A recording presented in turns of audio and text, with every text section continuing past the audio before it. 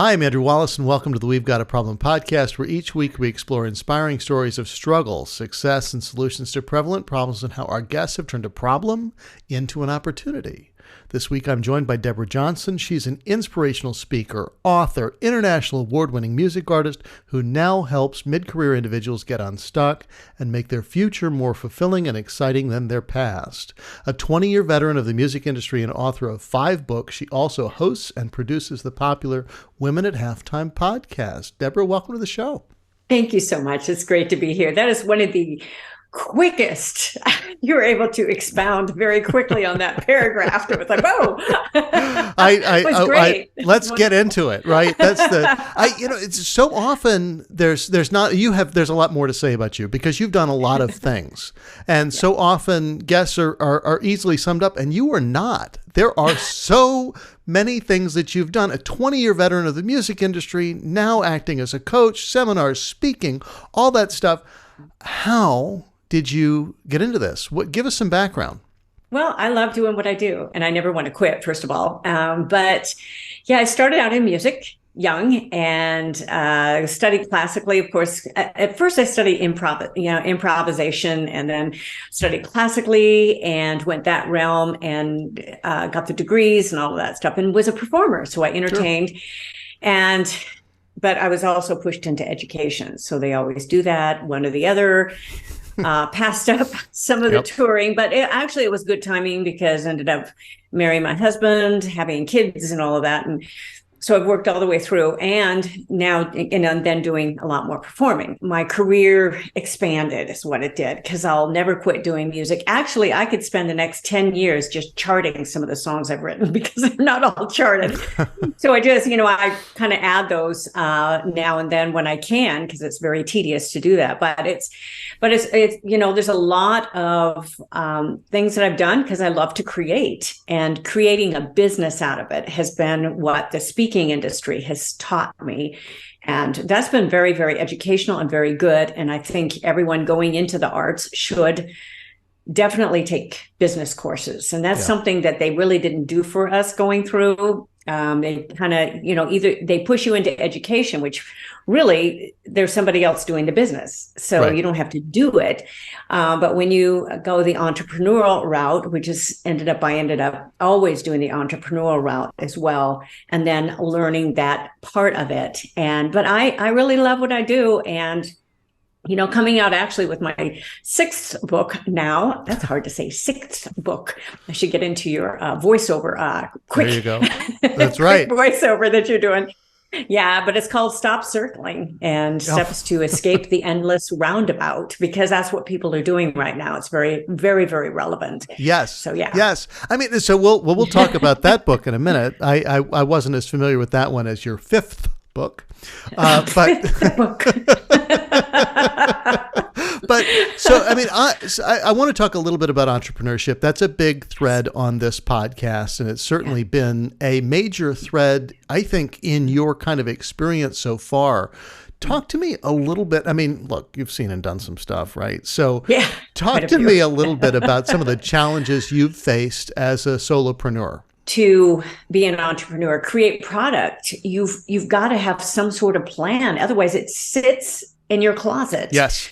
And forever. And on purpose, I've done this. I have put out whole albums with really not having a business plan for them because I love doing the music. And I've done the orchestration. I've done all of it, and it's beautiful. If my kids come in, it's all going to go in the trash is what it's going to do. What do you do with all of the extra product? Right. So you've got to have a plan about marketing. You got to know who your market is too. And I did know who my market was. I knew I was doing those concerts for performing arts venues all around the country. And I've done headline shows. I've done all of that. And I knew that. But how much demand was there for that type of show? That's the stuff I didn't do the research for. And that's how specific you need to be. That's another great word, isn't it? Specific. You need to be. Yes, I like that. I mean, so I've talked to a lot of people about business plans. How important is it to have a business plan? Is it important to have a business plan? And I think people miss the concept. They use the same words, but they don't understand what's truly important. Having that detailed business plan, like they might tell you in all the Entrepreneur magazine books of research your target market and how big's that this and how, and all just so many things that go down this really granular, here's how we're going to get to profitability and here's what we're going to do here, blah, blah, blah. And pages and pages and pages of what turns out to be utter BS is not where we're going here. But having a plan is like, okay, I've got an idea. This might work for somebody. How many people is this going to work for? How much do I think I can really do? Because there are a lot of things that you go, well, it's a cool idea, but I can't scale it. I can't do that long term. I love doing podcasts, but there's also a thing of doing a podcast about a very specific niche that, I mean, pick something like laying laminate flooring. I can't do a podcast just about laminate flooring because I will run out of things to say after a couple of weeks. There's not that much that I can tell you about.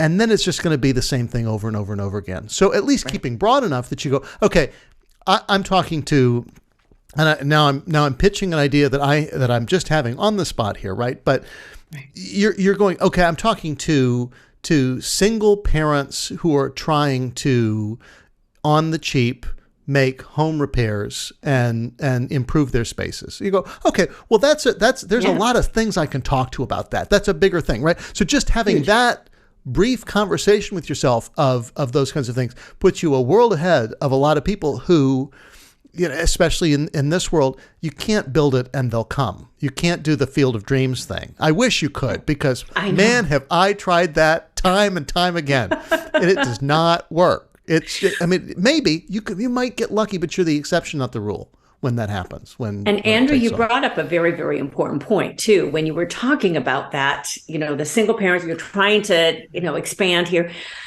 you are pinpointing a need. Yep. And pain. And my husband, who's been in marketing and sales, and he's been he was a professional baseball player when we met, by the way. That's a whole other story. But he is constantly saying, okay, where's the pain? Where is the need here? And he's a very good one for me to looking at that, because sometimes I don't really start with that. I start with the solution. Here, oh, this is great. This is great. So you have to look at that, and it's only going to help to make your product better. Yeah. And that's really helpful. And that's something I've just really, really learned through the years. And it's been from experience, even though I have great products, you really do. But I've learned, and I've almost done some things backwards. I'm trying to do them a little better at this point in my life. But again, I never want to quit, so I do have some time. Right. So maybe we'll see. Well, but that's yes. I mean, there's a component. I think you're really trying to balance, and I don't mean to be putting words in your mouth. I'm just thinking through this as we're talking about it, that you're trying to balance the resistance that can come from trying to overplan something. It's never going to be perfect when you start out. You're never going to have it be right. But a lot of people will just, I've got to, I'm still preparing. You go, you might need to start hitting go. You might need to take a step. So don't let that planning get in the way of taking action. But having that, doing some of that prep work, having that plan will help you sell that thing you're about to create, because you'll know exactly who it's for. And it'll be better when you're specific about it, when you've got that need clear. And then you can talk to somebody about it and go, this is for people who are this, this, this, and this. And you go, okay, got it. This is the song for that person who's driving home after breaking up and struggling through all the emotions that, okay, that's what I'm writing here. All right, And when you've pinpointed that, it's an easy sell. It's an easy sell. And again and again and again. Creatives, we don't like to sell. I mean, I don't want, it always reminds me of just entering someplace and they're just hounding you, can I help you? Can I help you?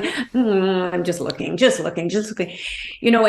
you kind of go back to the used car salesman, sort of example. White shoes, plaid pants. Yeah. Well, that's kind of what we're in the media, but it was when you pinpoint it that way, it becomes easier all around, and it becomes much more pleasurable. So I'm really thinking through all of that. And that's where when I'm putting my marketing calendar and all of that together, and I'm just, it's very, very helpful. What are people looking for now? Yep. And at this point, we are recording this at this point, whenever you put this out, I don't know, but I'm putting out, love songs, Valentine's things, and I'm putting out material about the upcoming book, and I'm putting out, as well as, we've come through the holidays, so there was a lot about my products that already were there, some about the courses. Right. And I have a mindsets free webinar, if your mindsets for, resetting that for the new year, renewing your mindset, so there's all of these things that are very seasonable that people are looking for right then, that are going to be very helpful for them. Yes. And that's, again, there are so many things that that are enhancements and will bring it better, further, beyond, right product, right time. Right. I'm not going to get too much inside baseball here, but I listened to a book about the selling of the Edsel, which most of my listeners will not have any concept about, but it was a huge failure.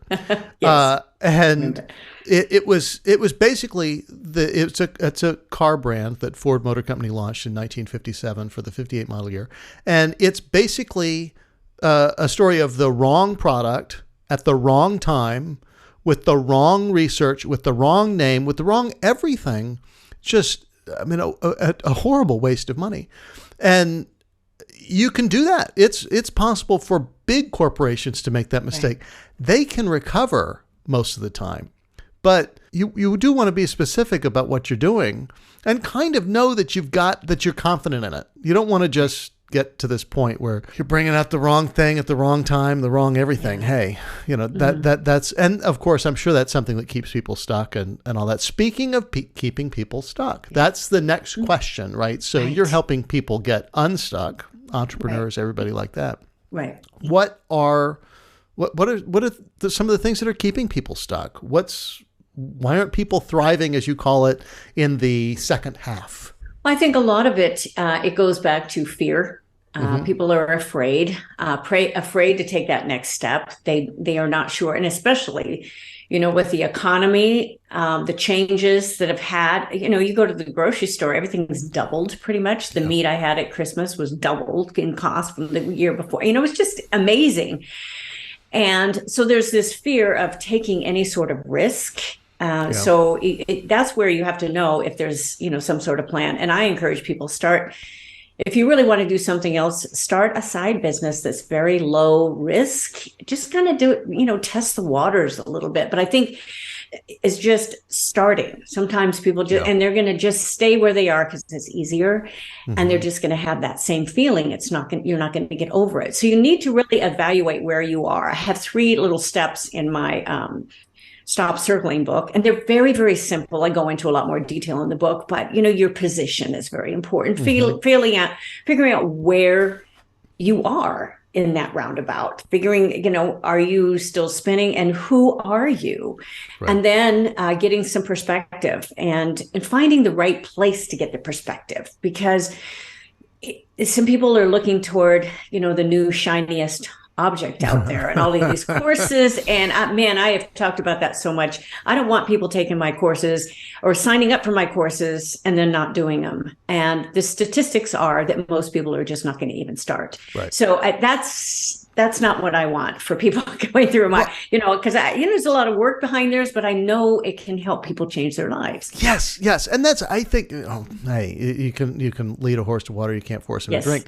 The honest thing is, when it comes to perspective and discomfort and all these kinds of things that we look at, most of us are in a situation where we're comfortable enough to not make a change, right? Things aren't so bad. They talk in AA about hitting rock bottom and all those things that a lot of people, the honest thing is, you're not going to make a change unless it's so bad that lose it. Cause we there's that phenomenon, whatever they call it, of loss aversion. I think that's the thing, right? Right. But even though this thing sucks, I have it. And if I give it up, then I don't have anything. So yeah, what's that going to be like? And how's that going to be? And just the fear of not having anything is a big detractor, and the unknown of making a change. Yes, absolutely. So the question then becomes, what the heck do you do about that? Well, I think started, yes. Yeah, yeah. It's, it really depends on each person. You have to decide to start. It's just like if you're going to run a race, if you never start, you're never going to keep going. You need to take a step. Yeah, you need to surround yourself with the type of atmosphere or the type of people that will help you do that.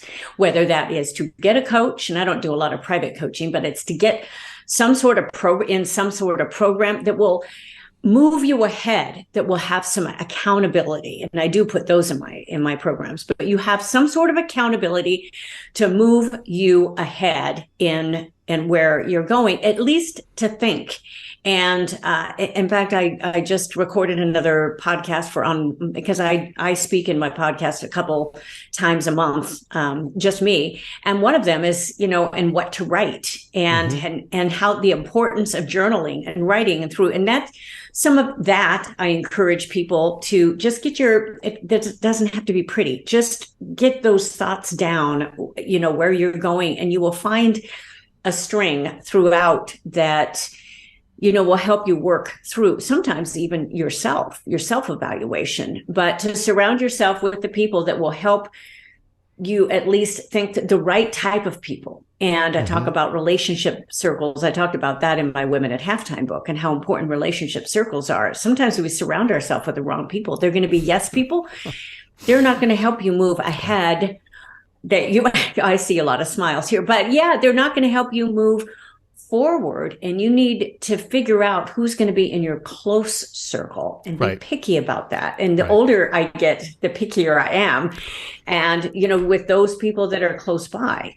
Yeah. I find that I saw that on the tip of your tongue. Yeah. Well, no, because it's true. And not just in getting pickier, but you start to gain perspective, as you said. And think about what actually is important to you and what you want to do and where you want to go and how you want to do it and who you want to do it with, because all those things matter. Yes. And I think as not just age, but mature and grow into understanding, because we all make a lot of mistakes moving forward, and you have to in order to learn from them. But as we go through that, we get to a point where you start to know. I mean, I don't mean to be short with people. I don't mean to be dismissive or anything, but this isn't for me. Thank you very much.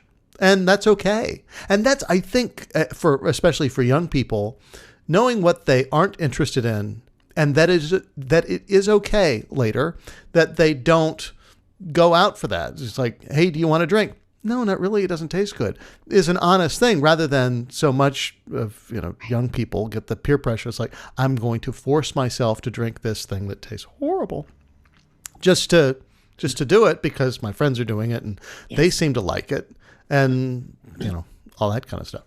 Okay. So rambling on about that. Right. I want to talk a little bit about systems here, because systems seem to have had a big role in what you've been able to do. You've certainly been prolific. How have systems made a difference for you? Well, first of all, I've not really noticed I had a system until I kind of looked back on my systems. And then I figured out, oh, yes, with every project I've done, every album project I've done, I definitely had a system, because I had a list of, every single song, every single mix, and with the process of going forward with that. And that's the type of system I put together with every single project. And then I've created other systems to kind of just alleviate, like a marketing system. I have it down so I can have a VA, virtual assistant, to do some of my rote work, but it's all systemized and it's all on Google Docs. And I have a course that I talk about some of this in there, a new way of doing business. But there's a system I've put together that just works for me. And it's actually a very easy system. and just putting things down on paper. And my father was not only a fireman, fire captain, but he also built some industrial buildings. So he would always, the sort of habit that he was always in was to, get your tools ready the night before. So there's that sort of principle in my life that you get your tools ready the night before. You load the truck, because you get on a job, you go somewhere, you don't have your tools, you waste time, you waste money, you waste the work day for people that are showing up. So part of my attention to systems, and I'm not one of these super organized people. I'm just not. I'm an artist. I am a creator. I will never finish. I got so many ideas. There's always popping in. So for me to put something down as a system is freeing, and it helps propel me forward to have those sort of charts, to be able to do even the system on my finances, to know where I'm at marketing wise, know where I'm at with my postings, know where I'm at with my products, with my sales, with, the people I'm working with, and deciding, the next step. So some of those systems, they're very, very simple. I don't have a huge team.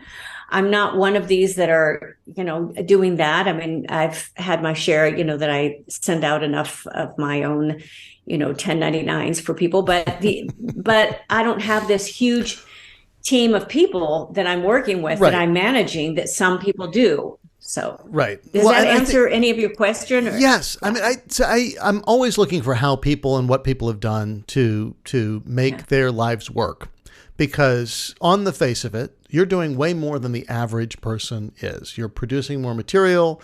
You're doing it reliably. You're getting it out. And a lot of us struggle with that. I certainly do, other than that I can put a podcast out every week. The staying consistent is difficult. Yes. So what the benefit of systems, at least for me and I think a lot of other people, is that they free you, it seems like, to do the thinking that matters and really focus on what's important for generating the content, right? That you're not every time having to think about the process for posting a social media thing. You've got it's kind of systematized. You've got a way of doing it. It's like a recipe almost. You're just, okay, I'm not, and this is kind of stealing a bit from David Allen, who's a getting things done guy about kind of next action thinking and all that. I am not always in A+ inspiration mode, but when I am, I need to make sure that I'm doing that high level thinking. And once it's done, then all I have to do is look at the list and pull out the next piece of paper to do the next task that's on the list. And that's my system. I have a trusted one. Everything goes in one place. I pull it out. Now I've got my inbox. I just go from that and boom, boom, boom, boom, boom. And it makes it a whole lot easier, because we all ebb and flow throughout the day and have those moments when you go, I am not in a mindset to be brilliant right now. But you know what I can do? I can clean that drawer out, because that's a perfect time to do it. And it's been on my list, and it's time to do it. And boy, is that freeing, because you go, it's on the list. Go down the list. Get the system going. Yes. So we've already spent a lot of time on this and talked a lot about it. But I want to cover just a couple of more things before we get into my final questions. Ooh. You've got the Hero Mountain Summit coming up, and by the time this episode posts, I think it'll already be in progress. But give us a little taste of that. What's that all about? It's not opening up until I open that up twice a year. Okay. Hero Mountain Summit is a 5 to 6 month program, individual program. And then I also do it for small companies, and it's working on personal development as well as professional development. What is missing in many people, you're talking about mindsets. We're talking about relationships. We're talking about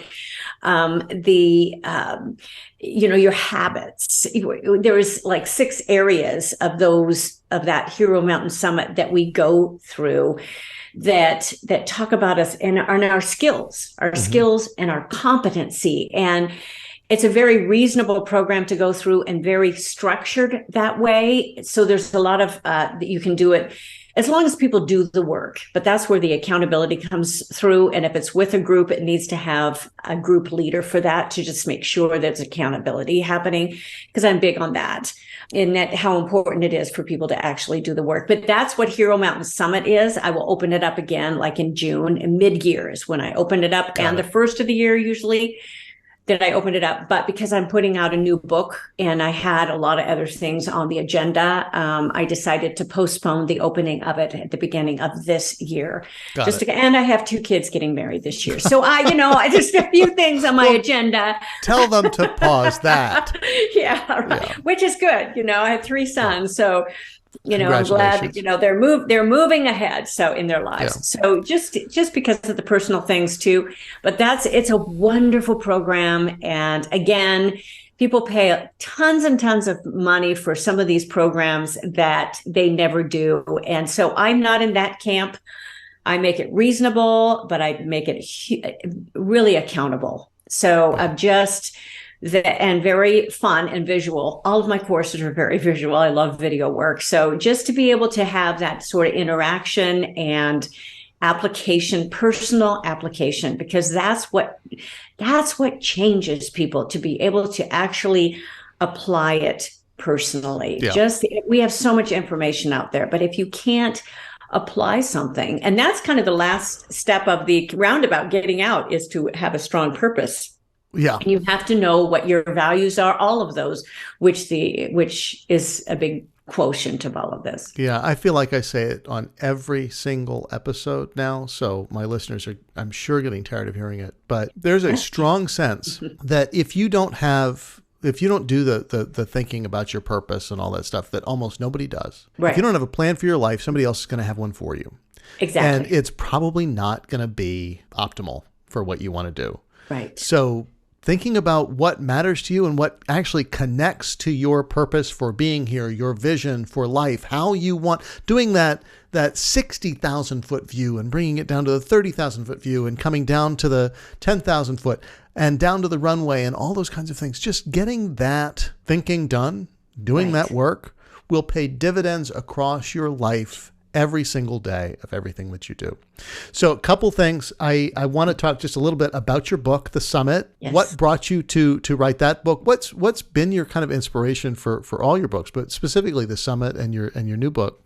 Yeah, The Summit. It was the hardest book I've written, but the most fun, because it's an allegory. So it is a story within a story, and it's the most like the book to a musical, because I've written musicals. So I really wanted people to relate to a very simple story, and about the character Mallory. Her name means ill-fated. And there's a journey that she has to go through all of these lands, and to finally get to climbing her summit. But she had to go through the social media circus. She had to go through, the idea factory where no one's there, and because they're all at the social media circus. She had to go through, finding these jewels, but she had to spend them all. She has to go through those emotional decisions through that whole journey. And so it was really a fun one. It was difficult to cut it down. That's the hardest thing about books like this. It's not just for those mid-career at halftime of life. It's multi-generational. You can read this to kids because it's that family friendly, and it's that the principles in it are far reaching. I'm not a natural born just author. It was a really wonderful, wonderful journey for me as well. Well, and I think that every writer, every book is different, right? When you start out to write a book, a screenplay, even a blog post, each one takes a little bit out of you and leaves a little bit with it, and they're all different. If it were the same, then it would be incredibly boring, and you wouldn't want to do it past number 1 or 2. So we're getting to the end here. I have a couple of questions that I ask everybody, and the first of which, and these can be specific or very general in the world, whatever. What is the biggest fallacy you feel like everybody buys into, but that turns out to be total BS? Well, I think trying to be an influencer. The word influencer, you need to be real and be yourself. And there was this big, and still is, this big emphasis on being authentic. Well, that meant, bringing the the camera in the bathroom. I mean, that's not authenticity.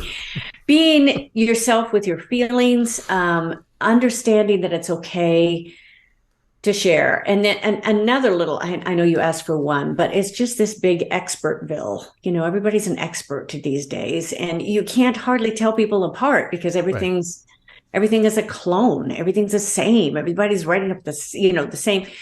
So in those, being authentic, finding out your real unique. Everybody is unique. I have taught enough years, and I've taught both voice and piano.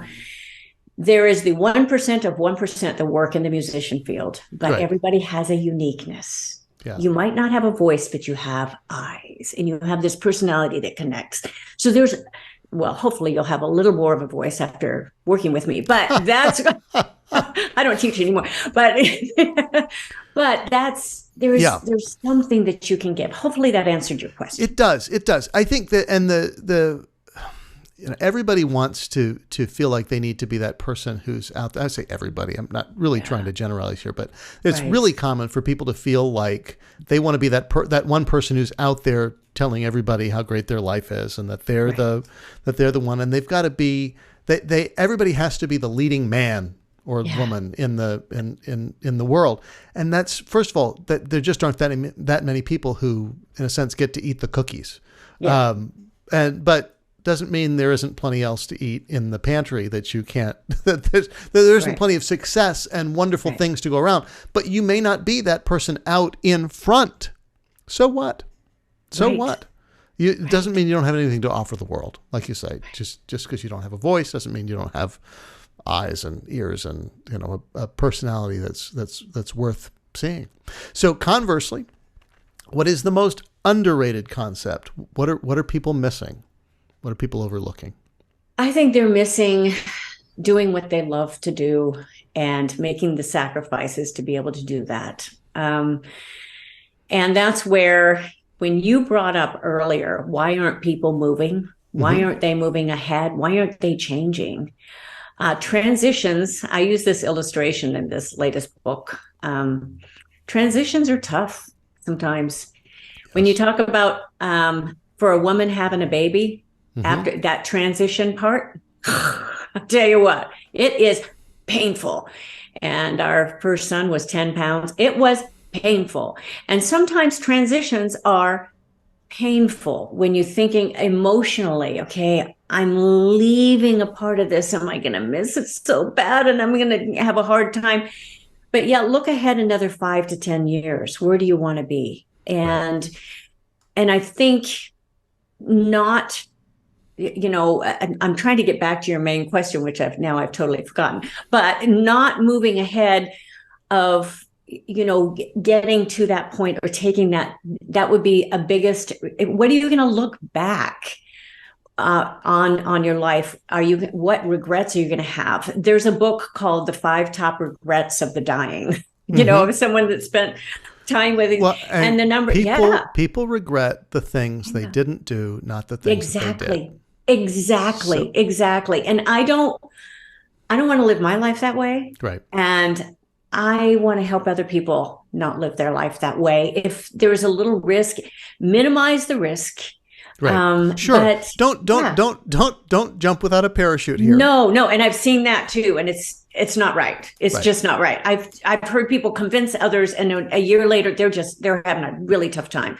That is not right. That's not what I'm about. But to at least explore, what can you do next with minimize your risk, maybe start it a little bit, and you never know where that's going to lead. And if you don't try it, you can't do anything about. You'll never know. You'll never know. Yeah, absolutely. Absolutely. Yeah. Deborah, thank you so much for joining me. Folks, if you want to know more about Deborah, you can sign up for her newsletter at goalsforyourlife.com/newsletter and follow her on social media. Links are in the show notes as always. And until next time, I'm Andrew Wallace, and we don't have a problem. We've got an opportunity.